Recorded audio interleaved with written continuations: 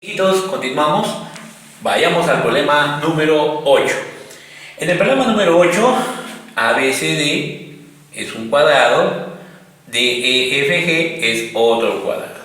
El objetivo es calcular el valor de X. Bien, para resolver este problema lo que vamos a hacer es lo siguiente. Vamos a trazar la diagonal AC y vamos a trazar en este cuadrado pequeño la diagonal GE.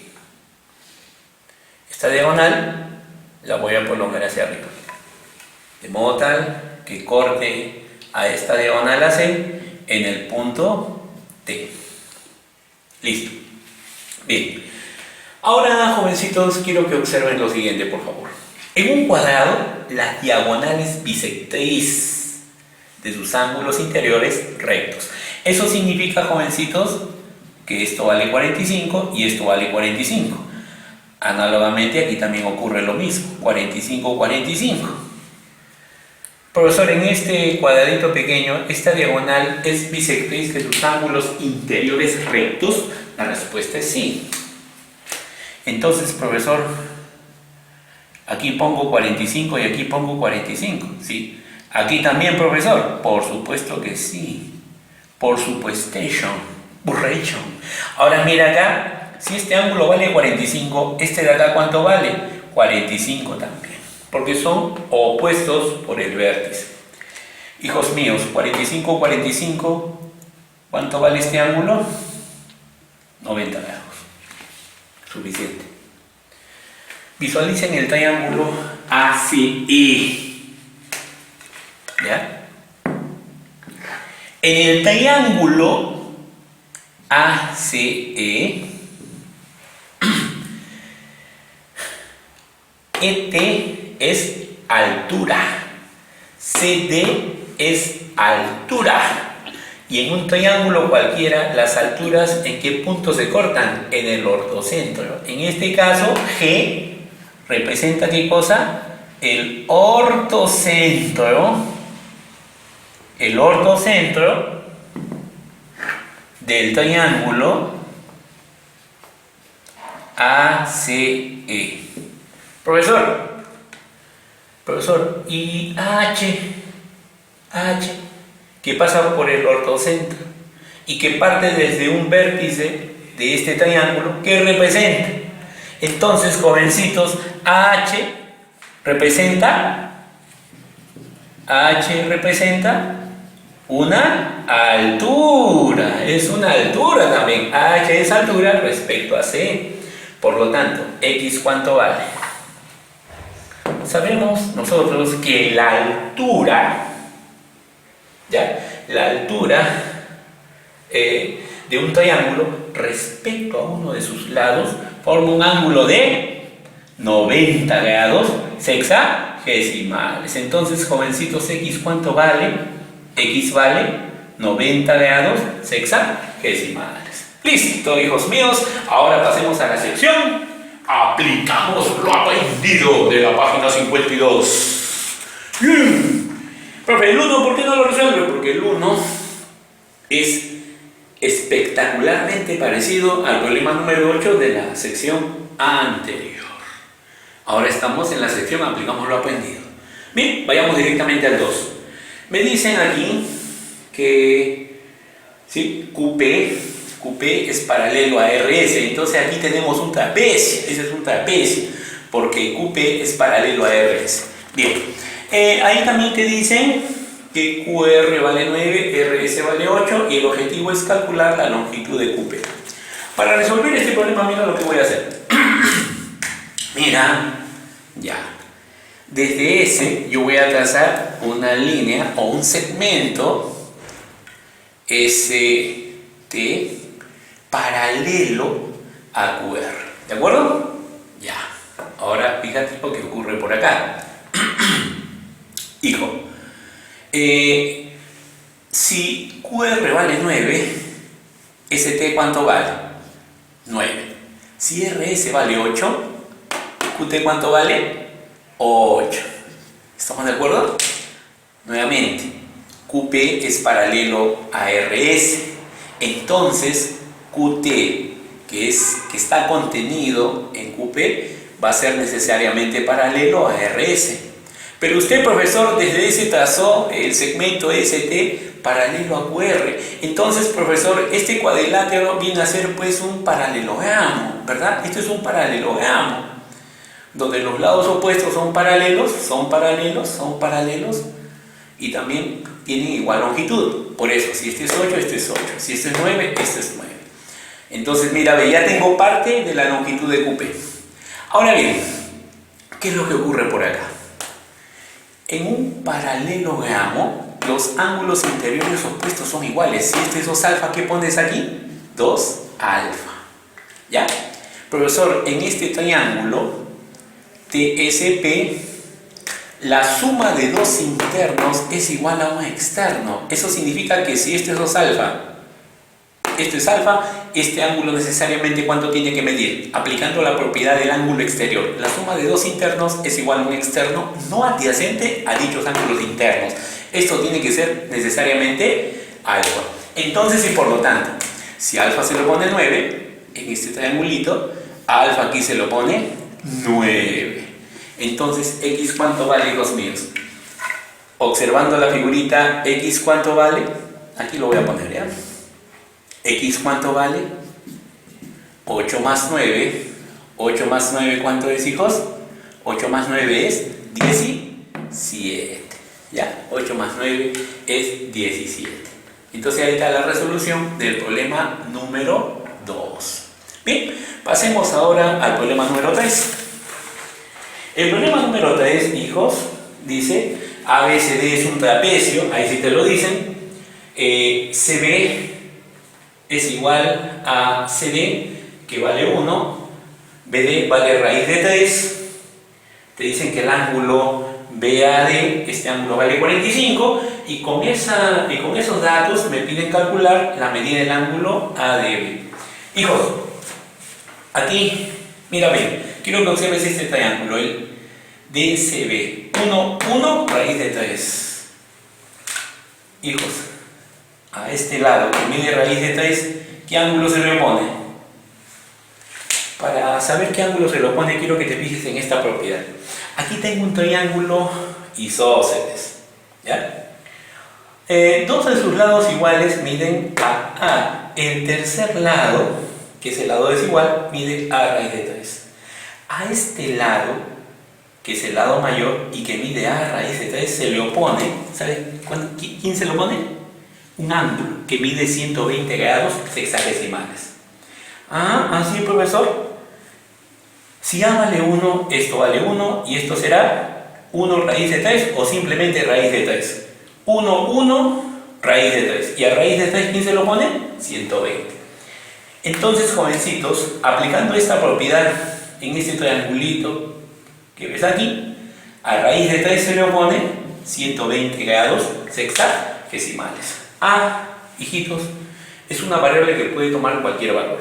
Si este es 8, este es 8. Y esto será 8 raíz de 3. ¿Y a 8 raíz de 3 quién se lo pone? 120. Si este es 1000, esto será 1000 y esto será 1000 raíz de 3. ¿Y a 1000 raíz de 3 quién se lo pone? 120. Si A vale 1, una vez más, este es 1, este es 1, esto será raíz de 3. Porque 1 por raíz de 3 es raíz de 3. Y a raíz de 3 se lo pone 120.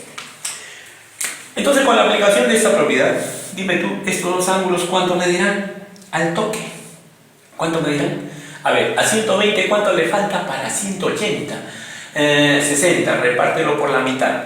30 para ti, 30 para ti. Y listo, hijos míos. Como se trata de un trapecio, ¿ya? Estos dos ángulos que ves aquí, ¿cuánto suman? 180. ¿De acuerdo?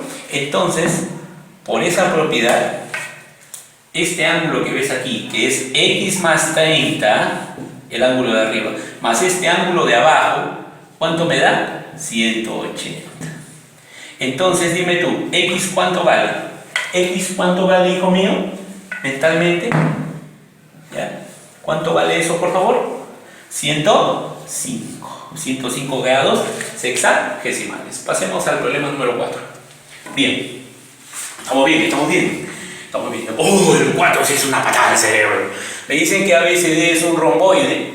ya es un romboide, se trazan las bisectrices interiores de A y de D, que se cortan en el punto P. La distancia de P a BC, este segmento perpendicular trazado desde P hacia BC, esa es la distancia pues, de P a BC, dice que vale 1. La distancia de A CD, esta distancia que ves aquí, vale 6. Me piden la distancia de A BC.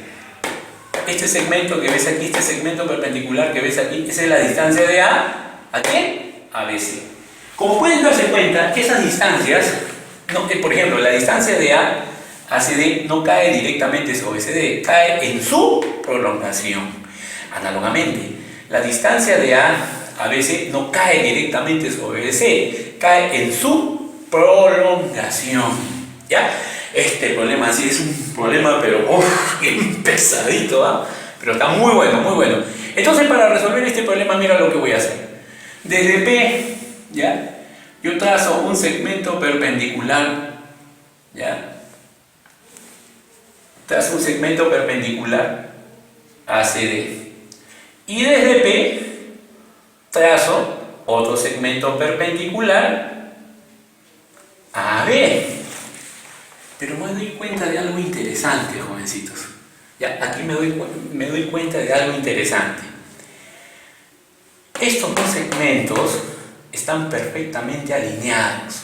¿Por qué? Porque estos dos segmentos forman ángulo recto, en este caso con AB, ángulo recto con CD. Pero como AB y CD son paralelos, estos dos segmentos necesariamente tienen que estar perfectamente alineados porque forman el mismo ángulo con estos dos lados del romboide. ¿Ya? Esos dos lados del romboide, recuérdalo, son paralelos. Entonces eso me garantiza de que estos dos segmentos están perfectamente alineados. ¿De acuerdo? Y ya. Ahora, el siguiente trazo que voy a efectuar es el siguiente. Desde P trazo este segmento perpendicular hacia AD. Y por las mismas razones que indiqué antes, estos dos segmentos también van a estar perfectamente alineados. Forman el mismo ángulo recto con estos dos lados del romboide que son paralelos. Ahora bien, miren esto es grandioso. A ver, por el teorema de la bisectriz, cualquier punto situado en la bisectriz de un ángulo, ¿ya?, equidista de sus lados. Significa que estas dos distancias, ¿cómo son? Iguales. Aquí también aplicamos la propiedad de la bisectriz, y cada bisectriz del ángulo, pues. Cualquier punto situado en la bisectriz de un ángulo equidista de sus lados. Pero este es bolita azul, acá entonces habrá bolita azul, por supuesto que sí. Profesor, si este es recto, entonces aquí también será recto. Esto es un rectángulo. Si esto vale 6, esto tiene que valer necesariamente 6. Pero profesor, estos dos segmentos son iguales. 3. Y esto también valdrá 3. Y ahora mira acá, recto. Esto también tiene que ser recto, profe. Entonces, jovencitos, observa esto. ¿Ya? Aquí vamos a ponerle aquí F. ¿Estoy utilizando la letra F? No. Ya, ahora sí. Quiero que visualices este cuadrilátero.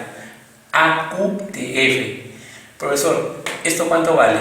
1 más 3 es 4. Por lo tanto, ¿cuánto tiene que valer? 4 también. Entonces, la distancia de A a BC valdrá 4. ¿Ya? Esa será la respuesta. ¿De acuerdo? Muy bien. Ahora, hijitos, pasemos al problema número 6. Profesor, ¿y el 5? El 5 es espectacularmente parecido al 4. Eso ya lo haces tú, papacito. ¿Ya? Bien. Ahora, pasemos al problema número 6. Ya está. Determina el mayor valor entero que puede tomar la suma de las bases de un trapecio. Si la suma de sus diagonales de 1 más de 2 es igual a 18. Me piden el mayor valor entero que puede tomar la suma de las bases. Yo no sé cuánto vale la base menor. la base mayor, B. Entonces mira lo que voy a hacer ahora. Voy a prolongar AD y desde C voy a trazar un segmento que corte a la prolongación de AD en el punto R, de modo tal que CR sea paralelo a BD. ¿De acuerdo? Ya está. Este problema tiene cierta similitud con el problema número 2 que antes resolvimos. Habíamos dicho que en un trapecio los lados, en este caso las bases, ¿verdad? Las bases son paralelas. ¿De acuerdo? Profesor, pero si las bases son paralelas, entonces la prolongación de la base mayor va a ser paralela a la base menor. Por supuesto que sí.